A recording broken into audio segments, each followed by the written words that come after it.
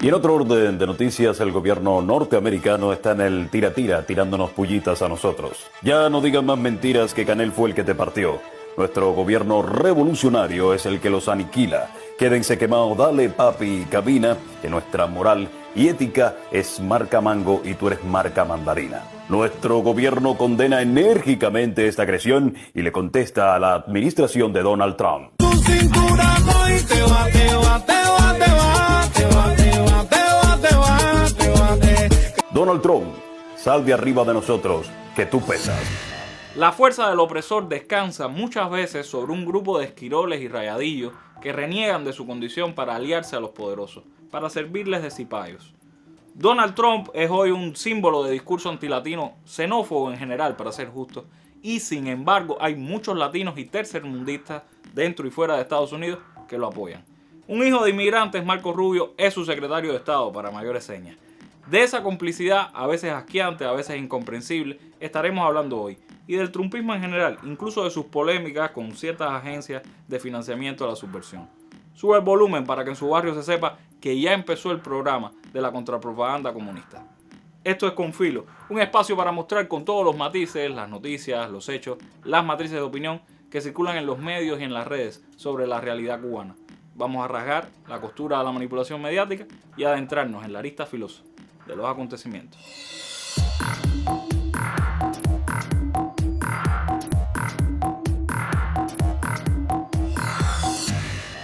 Y luego tenemos a este personaje, a Marco Rubio, secretario de Estado, hijo de inmigrantes cubanos que dejaron la isla allá por el año 1956.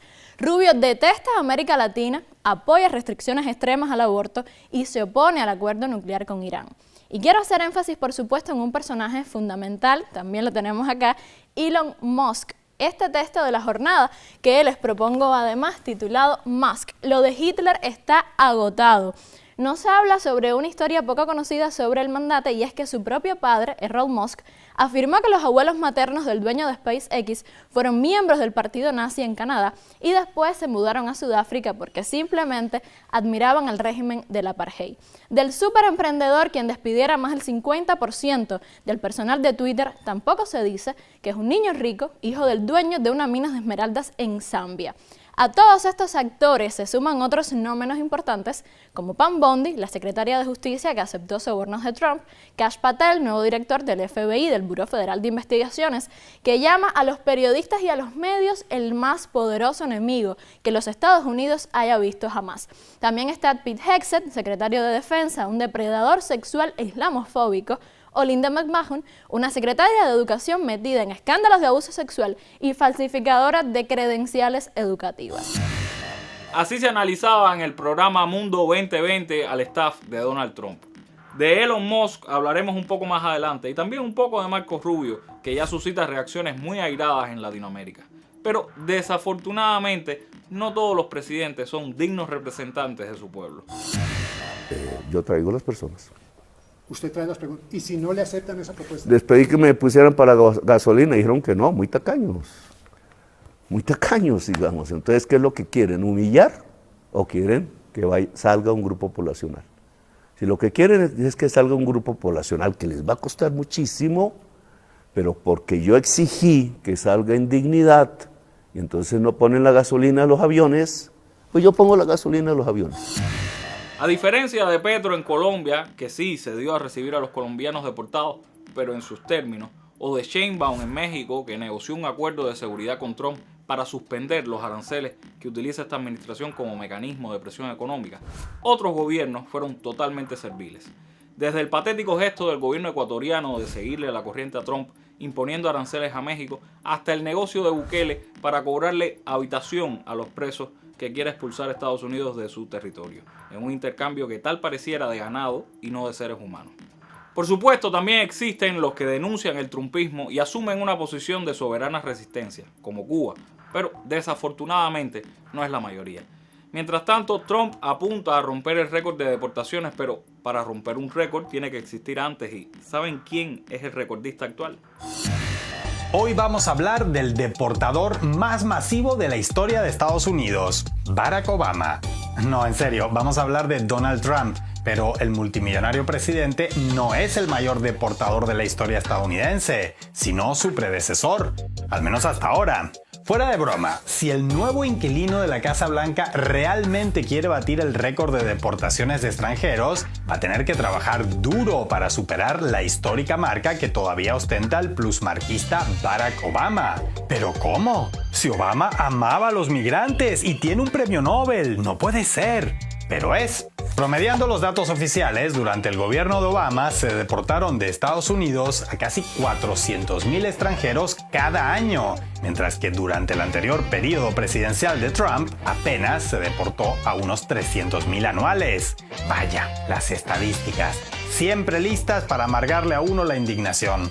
Todo esto no debe entenderse en ningún caso como una defensa de unos y un ataque a los otros, sino como la constatación de un hecho, con datos en mano. Constatación que, por cierto, además puede aplicarse a casi cualquier campo de la política exterior estadounidense. Y es que la explicación a los problemas que causa Estados Unidos al resto del mundo no hay que buscarla en quién ocupa la Casa Blanca en cada momento, sino en el entramado de fondo que hace que los que se turnan en ocuparla se parezcan tanto.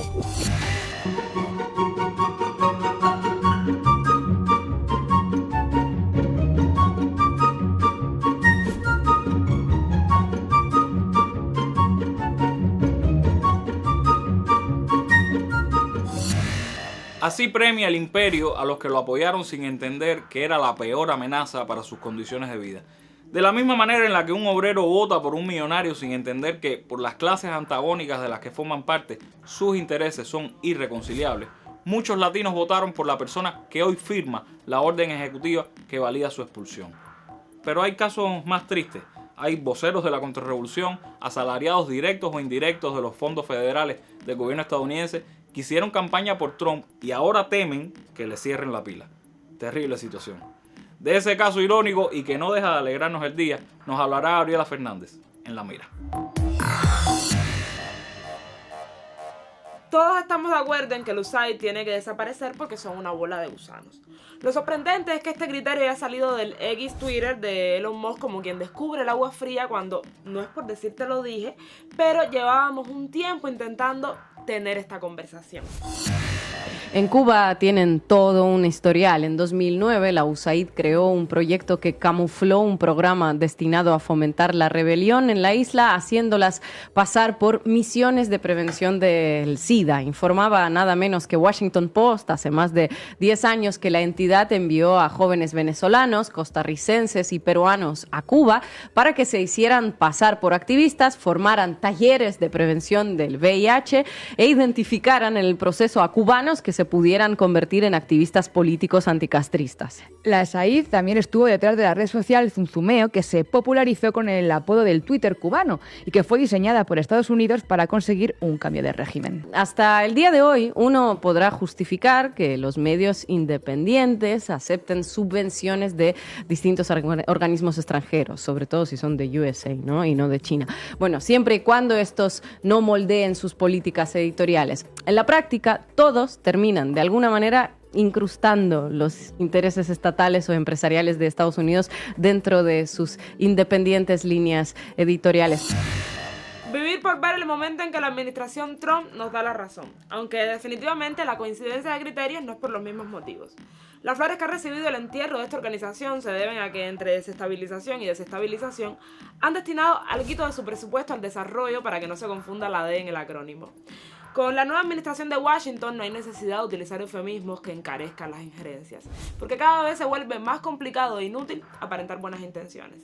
Así que Marco Rubio, mediante todos los recursos de lo que va quedando del USAID, tributarán a los intereses de la política norteamericana. Ya pueden volver a pegarse las alitas del corazón los presupuestados de la Oficina de Injerencias. Todavía tienen esperanzas. Todavía esta trama le queda desarrollo, así que nos seguiremos viendo en La Mira, que no utiliza financiamiento de Washington. No hay plata, no hay plata, no hay plata, y lamentablemente no hay plata, no hay plata. El trumpismo es sin duda una amenaza muy seria, pero nos va dejando también cosas divertidísimas. Por ejemplo, un medio que se alegra de la desgracia de compañeros de batalla porque no recibe fondos de la USAID y de la NET, pero en comentarios le dejan algunas joyitas, acusándolos de ser financiados por la Open Society Foundation de George Soros o incluso por el Partido Comunista. Y nosotros no hemos tenido que hacer nada, simplemente nos pasamos por ahí a mirar y a entretenernos. Nosotros que sí somos esbirros de la seguridad del Estado, voceros del partido, agitadores oficialistas. Pero para terminar con algo un poco más serio, con más fundamento, volvemos a Mundo 2020, el programa que referenciamos al inicio y que entrevistó a Dalia González del Centro de Estudios Hemisféricos y sobre Estados Unidos, que tampoco recibe fondos de la USAID y la NET, dicho sea de paso. Por muy locas que nos parezcan las cosas que él dice, y a veces es cierto que lo parece, debemos siempre tomarlo en serio.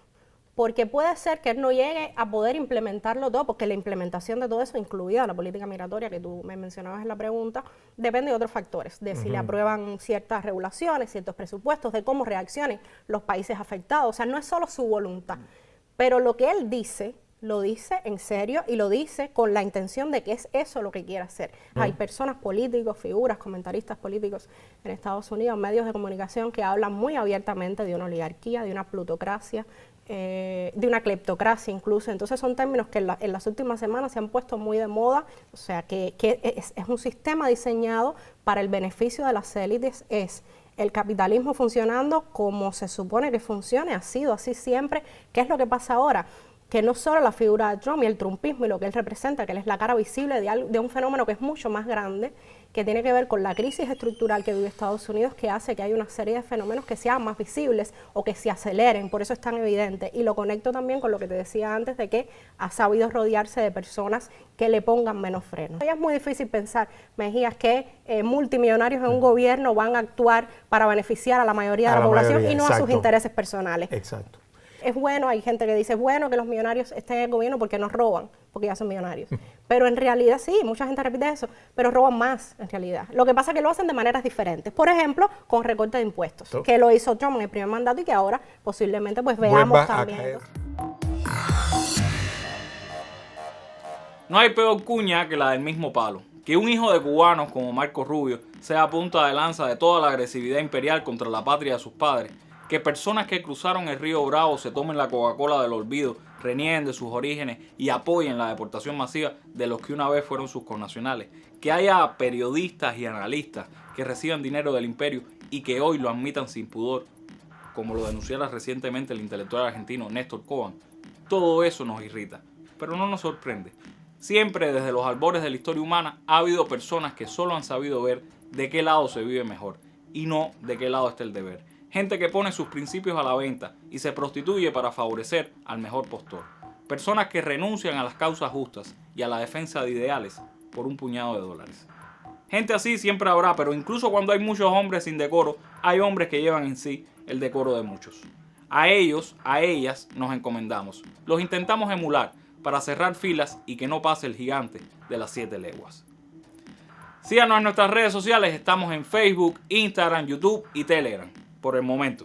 El viernes los esperamos en la Casa de la Amistad a partir de las 6 p.m. para la primera peña de la pupila afilada del año, que estaremos dedicando a la venidera Feria Internacional del Libro de La Habana y donde tendremos de invitados a los autores a los que se le dedica este evento, Francisca López Ibeira y Virgilio López Lemus. Además habrá libros, música y alguna que otra cosa, no dejen de ir. Por acá, por el vidrio, regresamos el próximo martes, justo después de la novela. Hasta entonces, manténganse en fila. Chao.